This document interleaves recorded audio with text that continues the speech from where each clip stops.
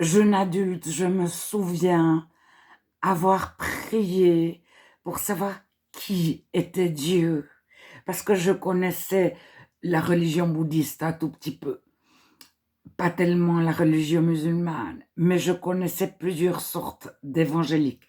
Et j'étais un petit peu universaliste, je me disais Dieu s'est révélé aux Asiatiques par Bouddha, aux Arabes par Mahomet, aux Européens par Jésus.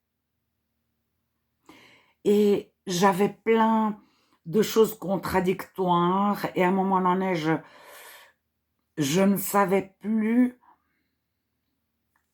qui était Dieu. J'avais l'assurance, je me disais au moment où je vais mourir, je pourrai poser mes questions à Dieu et il me répondra et je saurai pourquoi nous avons été créés, etc. Quel est le but de la vie? Alors, j'étais déjà partie en vacances. J'avais déjà un père qui avait porté une Rolex toute sa vie. J'avais déjà voyagé, lu, écouté de la musique, etc., etc.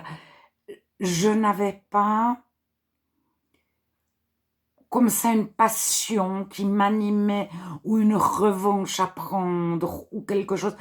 Et je me disais, mais pourquoi nous sommes créés, nous, les humains? Qu'est-ce qu'on fait sur cette terre? Et ma première prière, j'avais déjà prié avant de trois phrases comme ça, de prière toute faite, mais enfin toute faite.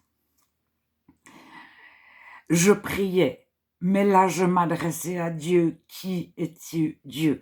Et je l'ai appelé le Dieu de la vérité. Et c'est beaucoup plus tard que je me suis rendu compte qu'il y avait deux camps. Il y avait vraiment le camp de la vérité et le camp du mensonge. Et on peut faire des tas de prières, on peut être convaincu de tas de choses.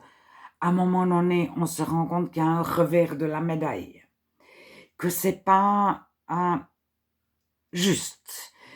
Il y a, tu dis qu'avec Dieu, le Dieu de la vérité, il n'y a jamais de revers de la médaille.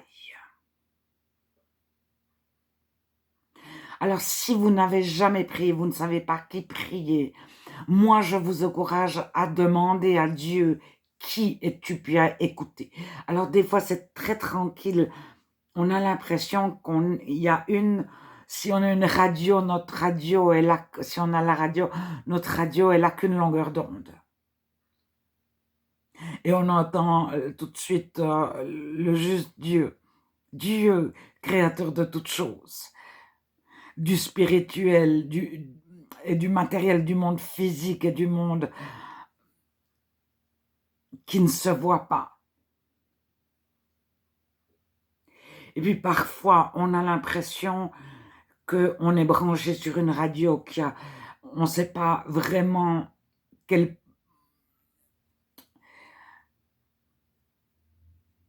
onde mettre, quelle fréquence écouter. Et puis on en écoute une, on a l'impression que c'est brouillé, et puis il y a une forte qui arrive, et puis et Dieu nous rejoint là où on en est, de ce qu'on connaît.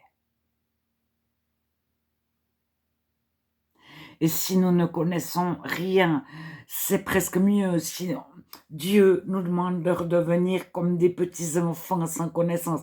C'est là qu'on va enlever tous nos préjugés, toutes nos idées préconçues.